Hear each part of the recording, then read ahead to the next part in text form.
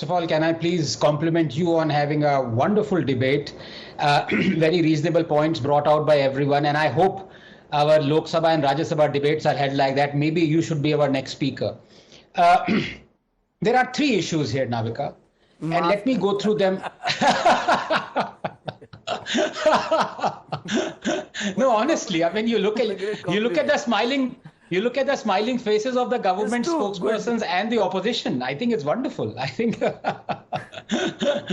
yes, but I'm quite happy doing my job, Anand Ranganathan. Please do not push me into a pit where I don't know how to come out. And may I tell everybody that I can't run the parliament even if I wanted to, because here we actually don't allow people to speak over each other, and that is impossible to do in parliament. So I have my limitations. Thank you. Navika, 3 points. I think the issues have built upon by the time my turn has come. So please allow me a couple of minutes, because there are 3 points I like to talk on. One is the issue of trust.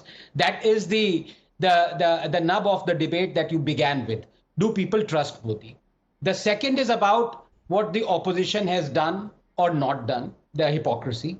And the third is about the Manipur. So let me very briefly come through all three, acknowledging wonderful points made by everyone else before me. Now, number one, Navika, the opposition may not have any confidence in Narendra Modi, but the fact of the matter is, what matters is, do the Indians have confidence in Narendra Modi?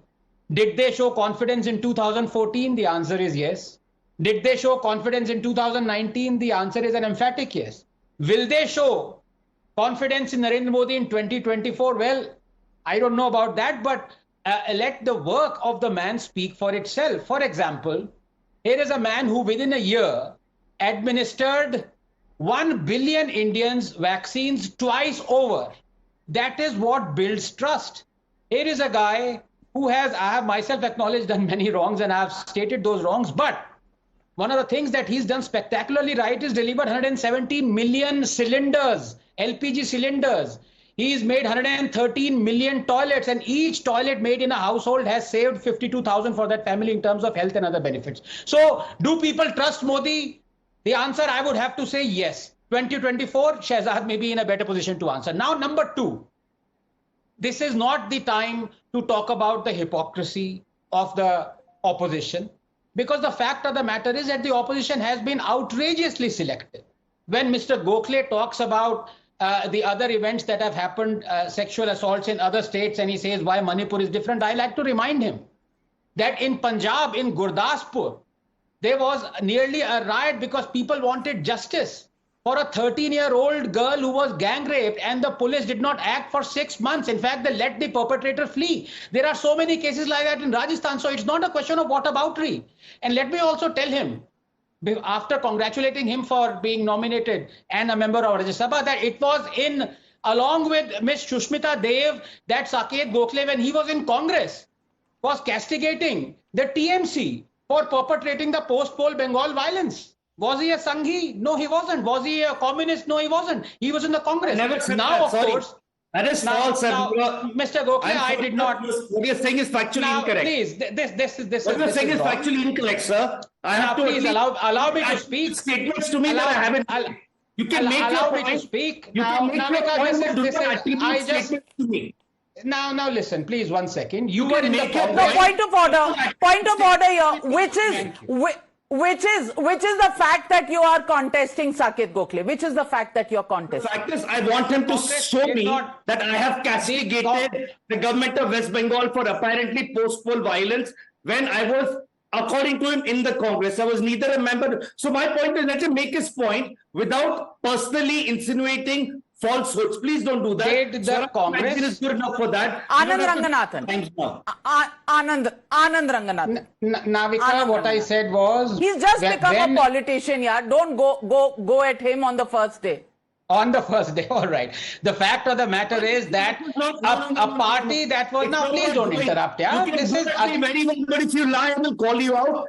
Beat my first day, beat 5 years ago, beat anywhere. Lies. Look, let's not, Navika, let's not talk about lies here. A man who lied. I think you have to give some respect to members.